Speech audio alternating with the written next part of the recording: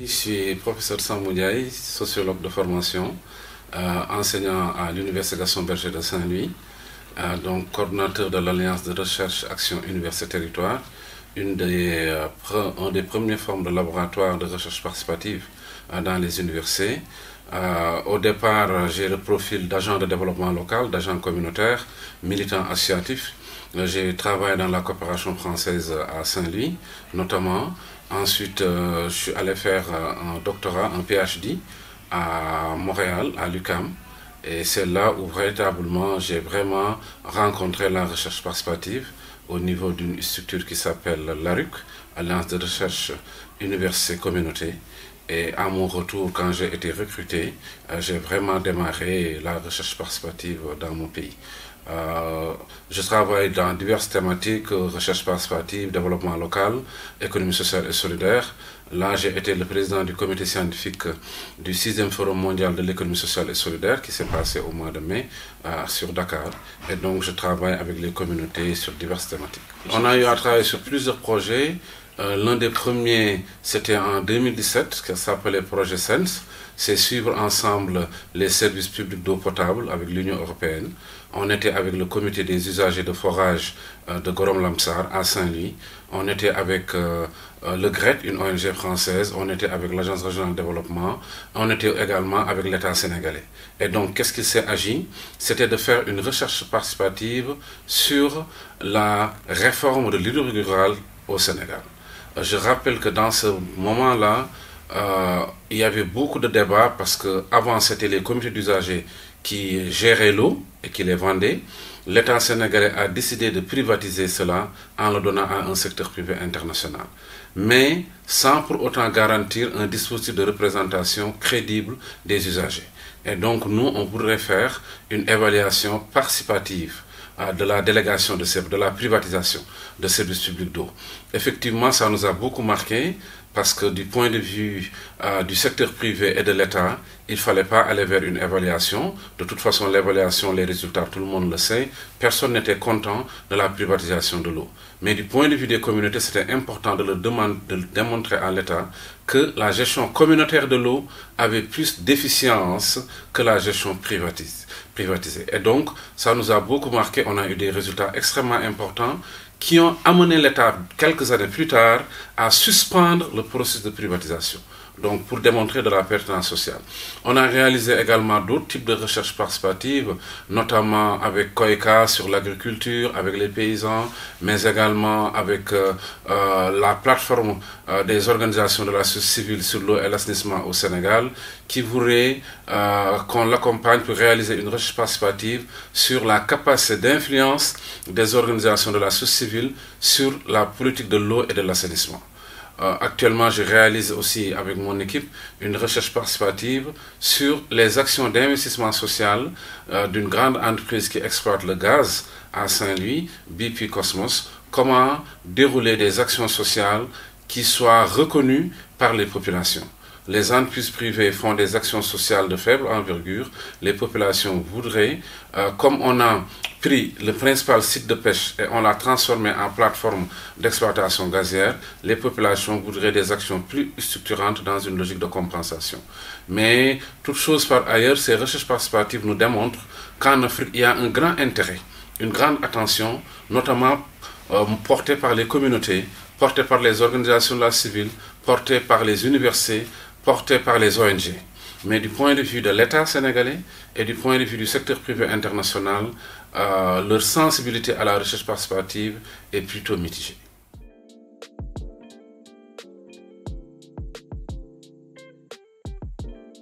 La première chose très importante qui m'a beaucoup marqué, c'est que nos universités étaient productrices d'une violence épistémique envers les savoirs endogènes.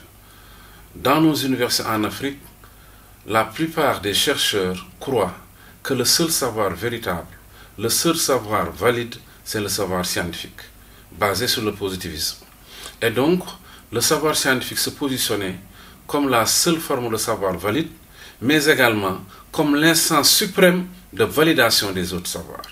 Alors que, dans le continent africain, les savoirs endogènes étaient extrêmement importants. Autrement dit, vous prenez la pharmacopée.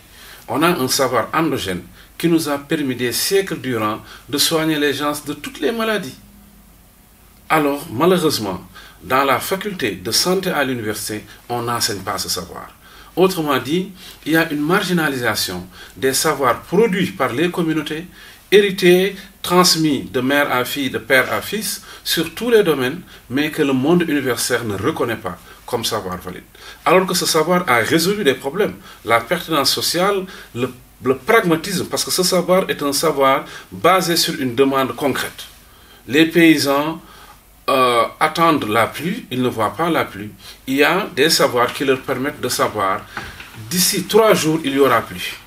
C'est des constats récurrents qu'ils ont fait durant le passé et qui leur permettent d'utiliser ce savoir. Ce savoir est utilisé dans la pharmacopée, dans l'agriculture, dans l'élevage, dans la pêche, dans même l'éducation nutritionnelle des enfants.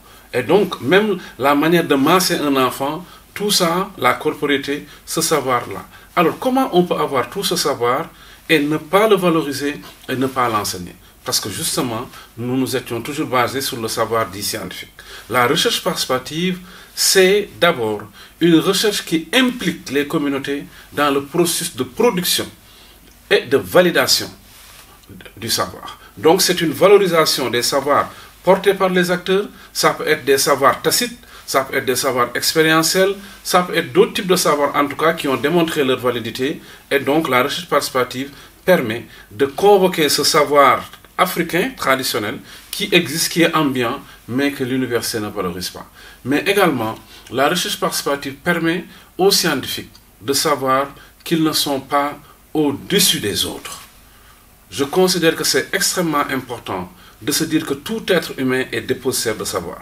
Le savoir tacite, c'est un savoir qu'on a par devers soi, qu'on n'a peut-être pas hérité, mais à travers notre vie, qu'on a par devers soi. Ce savoir mérite d'être valorisé. En réalité, la recherche participative permet même de revoir notre mode d'enseignement. L'étudiant n'est pas quelqu'un d'ignorant. L'étudiant est quelqu'un qui connaît, mais nous devons l'aider à découvrir, à valoriser ce qu'il connaît et à le guider. Donc même les modes d'apprentissage ont changé. Et donc j'ai eu beaucoup de plaisir à voir que mes étudiants sont très intéressés par la recherche participative. J'ai eu beaucoup de plaisir à voir que les communautés se sentaient valorisées. Et je me rappelle toujours de ces vieux, quand je les interrogeais, paysans, ils me disaient, tu nous demandes notre avis sur ça, mais nous, on ne sait rien. Je leur dis, mais non, tout ce qu'on sait, nous, en tant que chercheurs, c'est vous qui nous l'apprenez. Donc, vous savez, mais nous, on est des traducteurs. On le traduit dans une langue, on le traduit dans un langage codé, mais c'est vous les connaisseurs. Donc, pour moi, la recherche participative s'inscrit dans un humanisme, dans le respect des droits de l'homme, dans le respect des savoirs des autres, dans le respect de toute personne, que c'est une personne qui n'est pas seulement un consommateur, mais il est aussi un producteur de sens. Et pour moi, respecter la production de sens que les gens ont dans leur vie, pour moi, c'est la base de l'humanité, c'est la base de toute république, de tout État moderne. Donc pour moi, ça s'intègre aussi dans un certain humanisme et dans le respect de l'égalité humaine, tout simplement.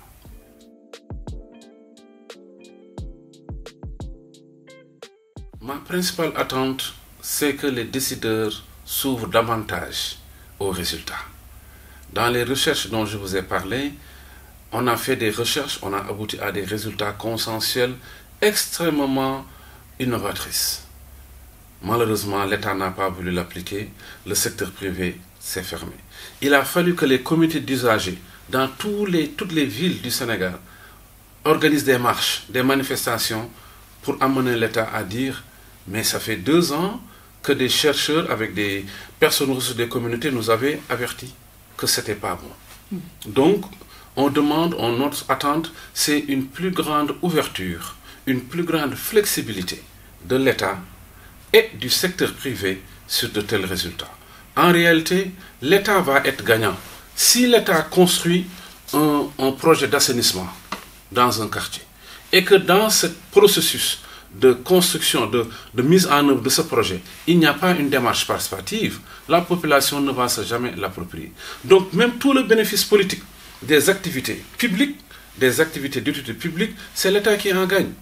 Le secteur privé aussi Je sais qu'ils sont dans une logique d'efficience, de profit, mais faire des activités et avoir une responsabilité sociétale et avoir une reconnaissance sociale, c'est aussi bien pour leur marketing humanitaire. Finalement, tout le monde est gagnant-gagnant. En fait, c'est un peu de frilosité que l'État a. Parce que l'État a une logique de commandement hiérarchique, une logique de monopole de la violence légitime. L'État n'est pas toujours ouvert à d'autres types de production de sens, mais je pense que nous sommes dans un monde de plus en plus mondialisé où il est démontré que la légitimité n'est pas seulement une légitimité de l'État. Les acteurs sociaux sont dépositaires de légitimité et c'est important de les écouter. Chez nous, on dit, Nelson Mandela, que si vous faites du développement pour moi, sans moi, vous le faites contre moi.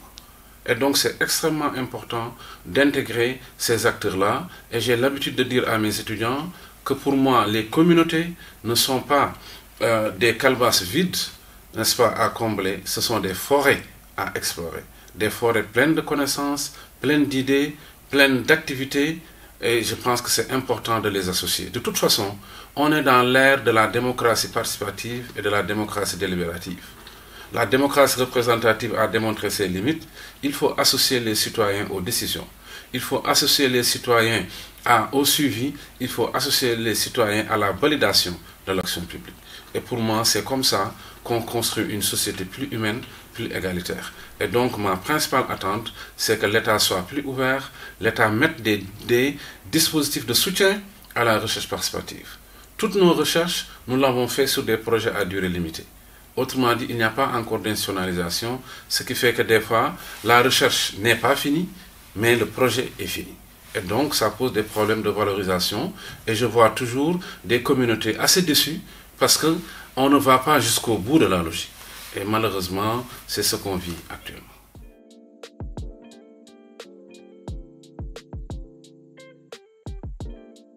C'est d'abord un travail sur soi. Pour être chercheur en recherche participative, il faut être quelqu'un de humble. Il faut être quelqu'un de flexible. Il faut accepter la différence et la singularité. Il faut accepter qu'on peut être ensemble et ne pas être d'accord. Il faut accepter qu'il y ait d'autres points de vue. Première chose. Donc le respect des autres. Le respect de la pensée humaine, le respect de la diversité. La deuxième chose, il faut être très patient. La recherche participative, contrairement à la recherche conventionnelle où on est enfermé dans nos bureaux, c'est pas ça. C'est une recherche de dialogue, de médiation, de transaction sociale avec les autres. Donc, il faut que nous, les chercheurs, nous nous mettons sur le même timing que les communautés. Le timing d'un chercheur qui comprend très vite les concepts, qui formalise rapidement, ce n'est pas la même chose. Donc, nous devons descendre de notre piédestal et nous mettre à niveau. Lorsque nous nous mettons à niveau, les gens vont exploser parce qu'ils vont rapidement s'adapter. Donc il faut de l'humilité, de la flexibilité, donner plus de temps, n'est-ce pas, être dans l'empathie envers l'autre pour lui permettre de donner le meilleur de lui-même.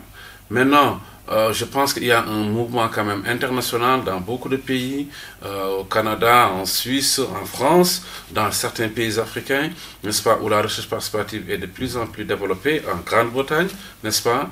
J'espère qu'on aura un mouvement international qui va vraiment peser. L'UNESCO également reconnaît cela et je pense qu'il y a un travail à faire au niveau des institutions internationales, au niveau des institutions publiques à l'échelle régionale, n'est-ce pas, internationale, mais également au niveau de l'État pour que la recherche participative soit reconnue. Parce que imaginez-vous, il y a encore des collègues, notamment des collègues des sciences techniques, des collègues des sciences mathématiques, qui pensent que la recherche participative, ce n'est que du populisme éclairé. Pour eux, ce n'est pas scientifique.